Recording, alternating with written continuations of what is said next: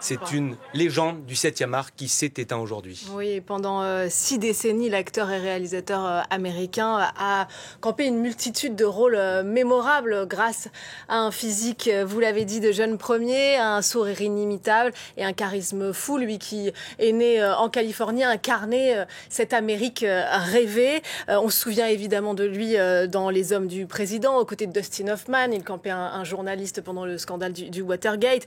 Il y a bien sûr eu Butch Cassidy et le Kid, et on le retrouve en cow-boy rebelle.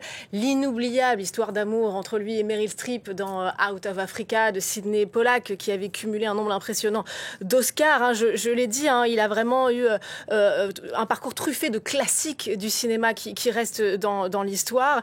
85 films, 2 Oscars, 6 Golden Globes, un César d'honneur ici en France. Il avait fait un passage par l'Hexagone dans sa jeunesse. Il avait étudié les Beaux-Arts ici à Paris avant de finalement se tourner vers une carrière d'acteur aux États-Unis. Il a vraiment imposé un style sans pareil. Il a mis un terme à sa carrière devant la caméra avec le film The Old Man and the Gun. C'était en 2018. Je vous propose qu'on se rafraîchisse un peu peut-être la mémoire en regardant un clip, un extrait d'un film aussi inoubliable. C'était Nos plus belles années. Il donnait alors la réplique à une certaine Barbara Streisand qui avait composé aussi la bande originale de ce film.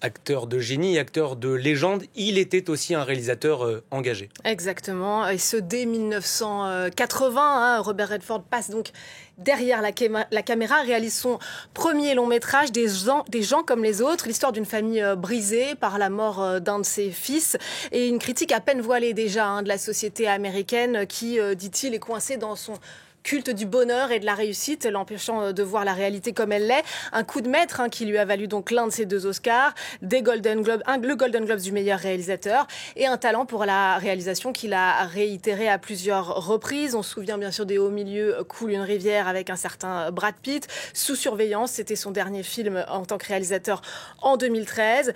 Et au cours de toute sa carrière, Robert Redford a vraiment été un défenseur du cinéma indépendant. Il a d'ailleurs créé un festival qu'on connaît bien, Sundance, en 1985. Aujourd'hui encore, c'est vraiment le lieu où sont dénichées les pépites du cinéma indépendant américain. Vous l'avez dit, c'était aussi un citoyen engagé, notamment dans la défense de l'environnement, des libertés civiles. Il avait soutenu Barack Obama pour ses différentes élections et il laisse donc derrière lui à la fois ses films et cet engagement qui font date dans l'histoire du cinéma. Merci beaucoup, Louise Dupont. Et puis on prendra bien sûr tout à l'heure la direction de Los Angeles pour y retrouver nos correspondants qui vont nous parler plus en détail encore de cette carrière exceptionnelle donc de Robert Redford.